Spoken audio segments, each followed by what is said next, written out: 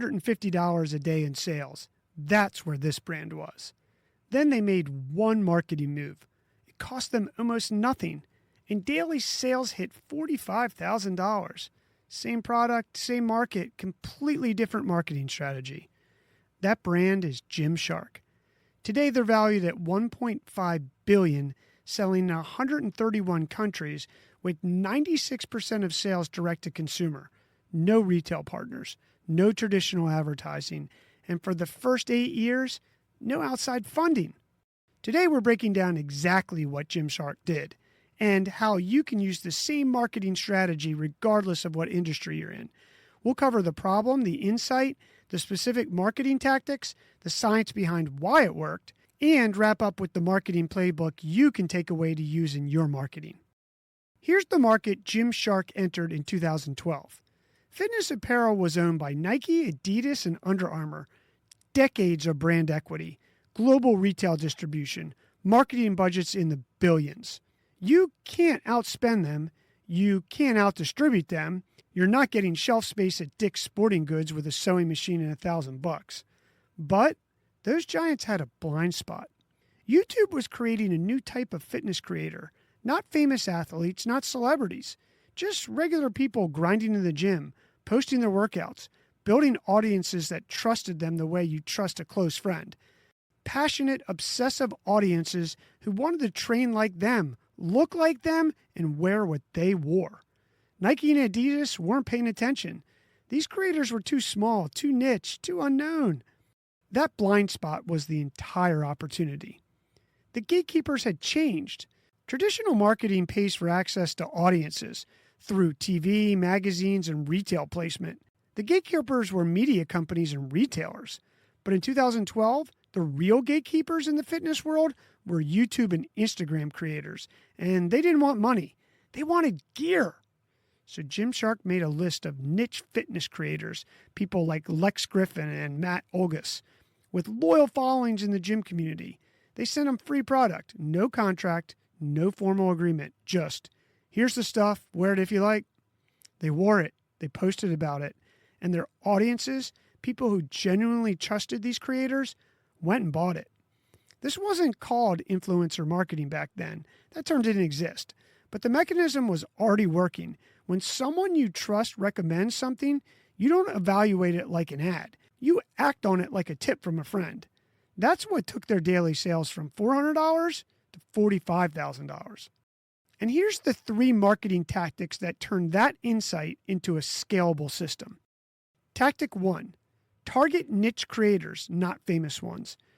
The strategy only worked because of who got the free product, not celebrities with massive audiences. Niche fitness creators with small, deeply engaged ones. Inside the gym community, these people were everything. Their followers did what they did and bought what they bought. The trust level was closer to a personal recommendation than an ad ever could be. Reach matters less than relevance and trust. Tactic 2, the body power bet.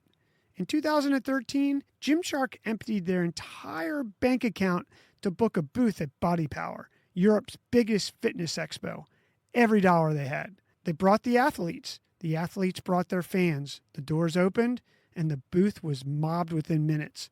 The Luxe tracksuit sold out in 30 minutes. The product went viral on Facebook.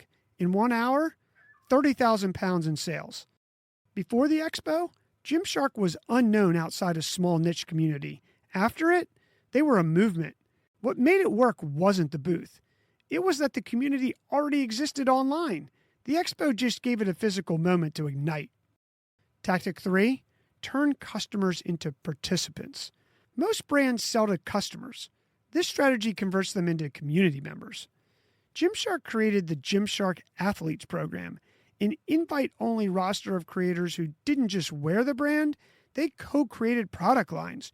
Creators like Nikki Blackletter and Whitney Simmons, who had their own signature collections that sold out immediately. The creators had skin in the game, so did their audiences. Then came the hashtag Gymshark66 challenge. Built on research that 66 days is what it takes to form a habit. Participants posted progress updates, flooded social media with user-generated content, and the campaign generated tens of millions of engagements across multiple years. The cumulative result, 96% direct-to-consumer sales. They own the customer relationship completely. No retailer standing in between them and their audience. Here's the science that explains exactly why this worked. There's a psychology concept called parasocial relationships. It's the one-sided emotional bond people form with media figures, YouTubers, podcasters, creators, where the follower feels genuine closeness and trust even though the relationship only flows one way. A study published in Humanities and Social Sciences Communications found that parasocial relationships between influencers and followers directly drive purchase intentions and brand credibility. The stronger the emotional connection to the creator, the more the follower acts on their recommendations, not as an ad, but as trusted advice. This is the exact mechanism Gymshark activated. Their athletes weren't hired spokespeople reading scripts. They were people the audience had watched for years. When they wore Gymshark, it didn't register as advertising. It registered as a recommendation from someone they knew. Traditional advertising spends billions trying to manufacture that trust. This strategy got there by being genuinely embedded in the community first, and that's the move any brand can make. Here's 3 steps on how to run this marketing playbook regardless of your industry. Step 1, find your niche creators. Don't chase follower counts. Chase engagement and alignment. A creator with 8,000 deeply loyal followers in your exact niche is worth more than 1 million passive ones. Look for people already talking about the problem your product solves. Step 2, lead with value, not a contract. Give them your product. Let them form a real opinion. Don't control the message. Forced endorsements are transparent, and today audiences feel them immediately and then they backfire. Authentic ones compound over time. Step 3, turn buyers into participants. Create a challenge, build a hashtag, host an event, even a small one. Give people a way to be in the brand, not just purchase from it. User-generated content is the most credible marketing out there, and it costs almost nothing to generate when your community is genuinely invested. Gymshark didn't beat Nike on budget. They beat them by being inside a community before anyone else even noticed it existed. Free products sent to people nobody had heard of.